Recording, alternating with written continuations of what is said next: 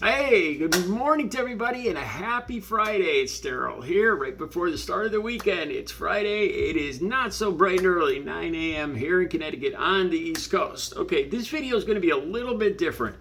I had another video all set to go. I'll just talk about it now. Marjorie Taylor Greene. Again, I just did a video yesterday about her.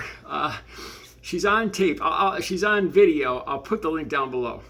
She says something about her rights being flagrantly violated. You're flagrantly violating my rights.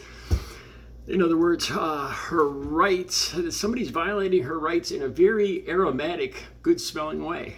Unbelievable. Okay, that's not what this video is about. Seriously, I want you guys to stick with me. This video, I'm not just getting on here to grouse and complain and about a little personal issue of mine. This is, the more I thought about this, it just simply cannot be explained away with gross incompetence or something with a computer or something like that. It can't be. I want you guys to stick with me, and I really, what I'm very curious about, if any of you out there have similar stories, because this is just, it's bizarre. All right, the phone company. This is about the phone company. I might as well. This is it all. Every word I'm going to say is true and documented. So I might as well call them out by name. AT&T. Okay, I probably won't get monetized now, but so be it. Okay, let me just say this. I've never had a problem with them, which makes this even more bizarre because I almost feel like I'm being targeted right now.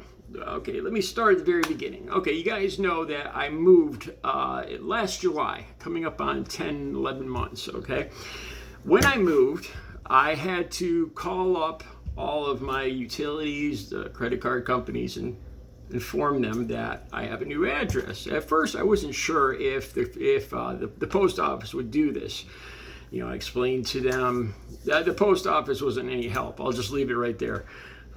That's for another video. Okay, so I called up all my utilities, the phone company, everybody, and told them my new address right here.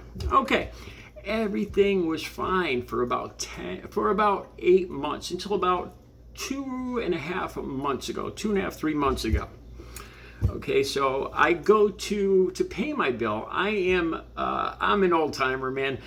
I like getting a paper bill. I like having a manila envelope to put my bills in. I like having a hard record. I'm 56 years old. So every time they ask me if I want to go paperless, I say no.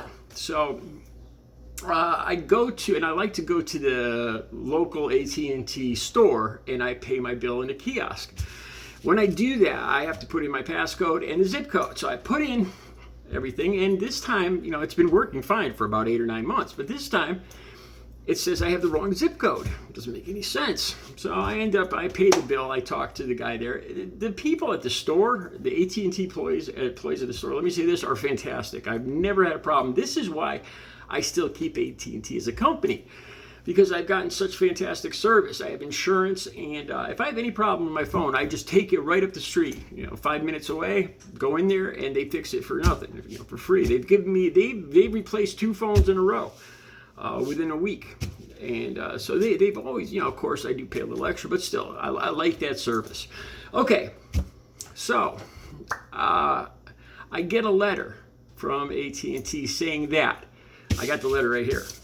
From AT&T claims that the post office informed them that I had a change of address and that my new address was my old address. Okay? Now the weird thing here, this letter was addressed to my right address. None of this, it just gets weirder. Okay, so then I started thinking, I'm like, this is why I wouldn't take my zip code. I'm like, okay, it's a computer snafu. For some reason, they.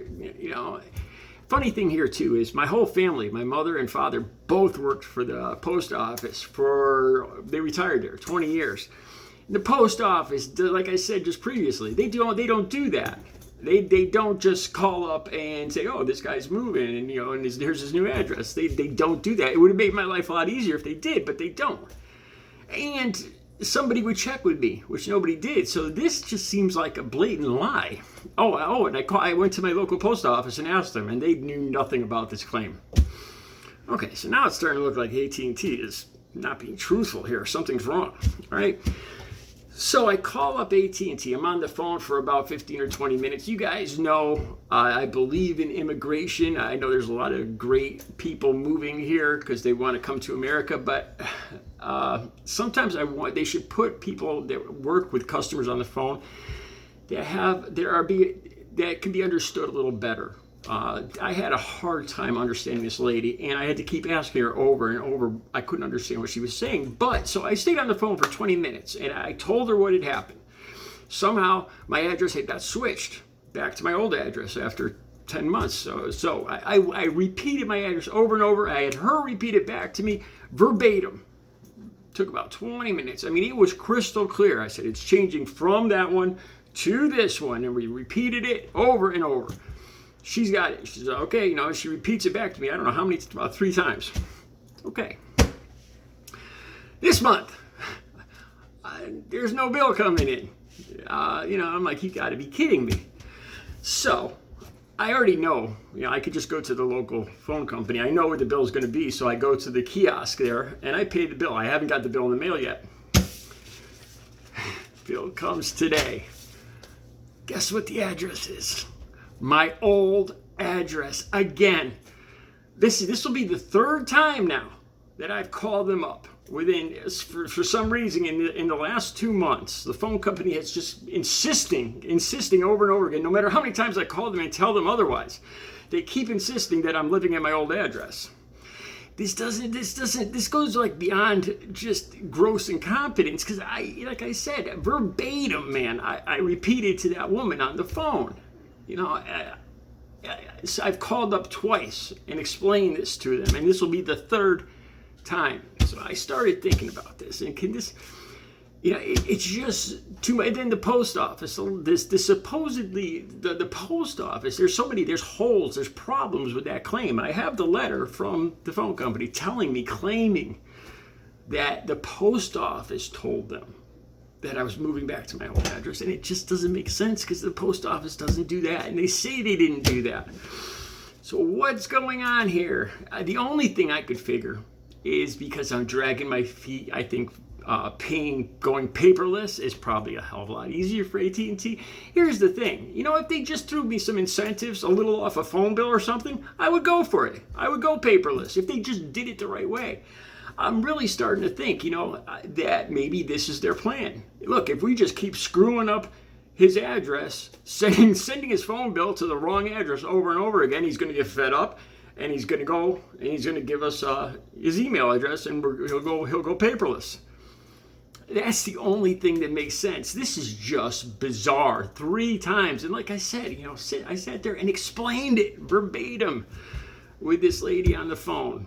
Oh, by the way, that lady, like I said, she had, she might have been from India.